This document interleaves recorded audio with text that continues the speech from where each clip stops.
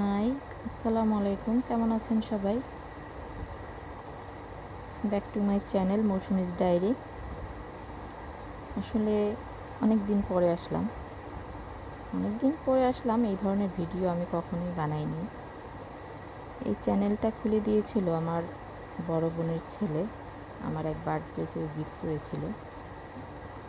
চ্যানেলটা খুলে আমাকে কিছু গান টান ছাড়ছি, এই কিছু টুকিটাকি জিনিস আর কি। তো হঠাৎ মনে হলো যে একটা বিষয় নিয়ে একটু কথা বলি, যেহেতু কিছুটা জানি বা কিছুটা অনুভূতি নিজের আছে, সেই বিষয় নিয়ে একটু আলোচনা করি সবার সাথে। দেখি সবার কেমন লাগে। জানি সবার ভালো লাগবে না, কেউ খারাপ লাগবে, কেউ ভালো লাগবে, এটাই স্বাভাবিক। সব কিছুতে আসলে নেগেটিভ পজিটিভ দুইটা দিকই থাকে। তো বিষয়টা হচ্ছে আধ্যাত্মিকতা কী? আধ্যাত্মিকতা হলো নিজের রুহু বা আত্মার সাথে যোগাযোগ স্থাপন করা।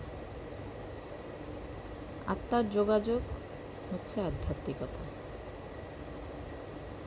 আর আমার মনে হয়, এটা আমার নিজের অনুভূতি,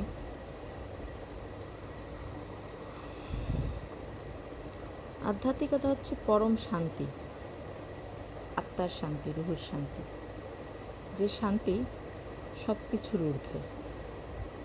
সব চাওয়া পাওয়া, সব চাহিদা, মানসিক চাহিদা, শারীরিক চাহিদা, সব কিছুর ঊর্ধ্বে। পৃথিবীর সব সুখ শান্তি তার কাছে নিতান্ত সামান্য। পৃথিবীর সুখ শান্তি তার একটা নেগেটিভ দিক থাকে, পজিটিভ দিকও থাকে, কখনো হাসায়, কখনো কাঁদায়। কিন্তু আত্মার যে শান্তি, রুহের যে শান্তি, এর কোনো নেগেটিভ দিক নেই, শুধু শান্তি আর শান্তি। যে মানুষ এই পরম শান্তির খোঁজ পায়নি, সে আমার এই কথার মানে কিছুই বুঝবে না। হয়তো উল্টাপাল্টা কথাও বলবে, কারণ এটা একান্ত আত্মতৃপ্তি, যেটা মানে যে বুঝে বা জানে, যে এর খোঁজ পায়, আল্লাহ রাসূল যাকে দান করে, সেই হয়তো পায় এই শান্তি, যেটা রুহের খোরাক।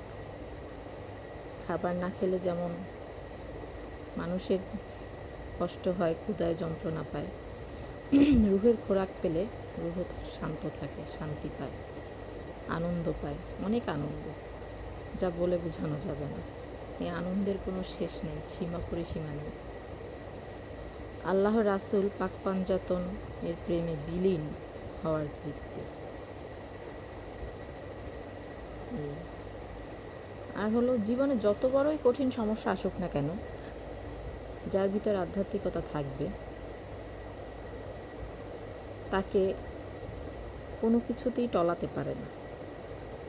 যত বড়ই সমস্যা হোক না কেন, মনে হবে কি যে আসছি পৃথিবীতে একটা রোল প্লে করার জন্য, আল্লাহ তাআলা পাঠাইছে।